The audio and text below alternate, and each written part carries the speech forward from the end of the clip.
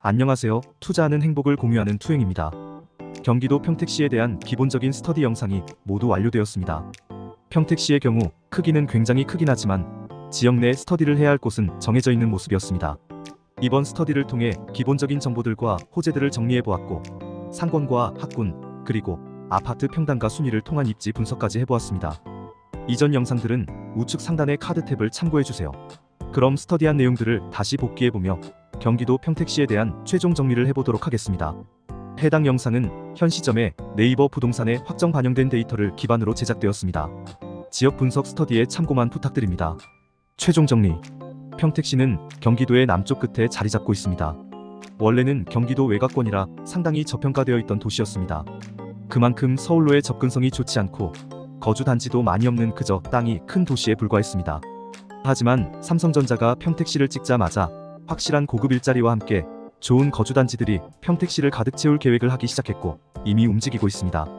원래부터 산업단지의 성격이 강했던 평택시가 이제는 자족도시로서의 발돋움을 하려 하고 있죠.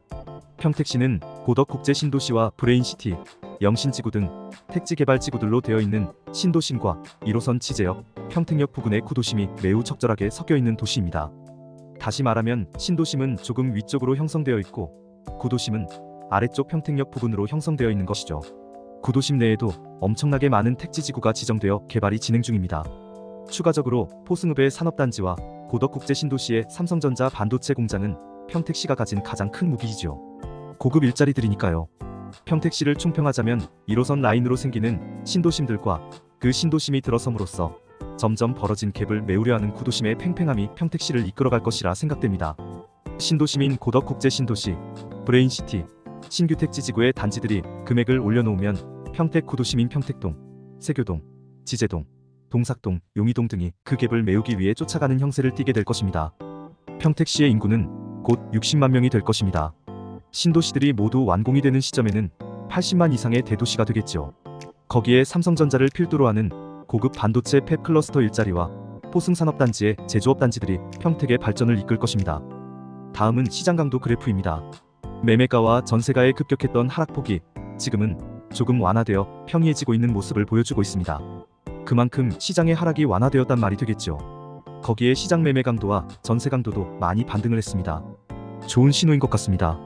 다음은 거래량 그래프입니다. 확실히 매매 거래량은 아직 전혀 올라오지 못하고 있습니다. 하지만 그래프에서도 표시가 되듯 전세 거래량은 많이 올라온 모습입니다. 심지어 평택시 내 전월세 거래량은 이미 월평균 거래량을 상회하고 있네요. 이미 거래 비율이 100%가 넘은 지 오래되었습니다. 하지만 아직 매매 거래량은 오르락내리락 하면서 100%를 회복하지는 못하고 있습니다. 평택시의 분양 물량입니다. 적정 수요량의 경우 2915세대입니다. 그래프에서는 2023년까지 표시가 되며 아직 적정 수요량을 훨씬 뛰어넘는 공급이 계획되어 있는 것으로 나옵니다. 이러한 초과 공급 상황은 2025년까지는 지속될 것으로 보입니다. 그 말은 2026년부터는 다시 부족한 상황에 직면하게 될 것이란 말이 되죠. 미분양 추이입니다.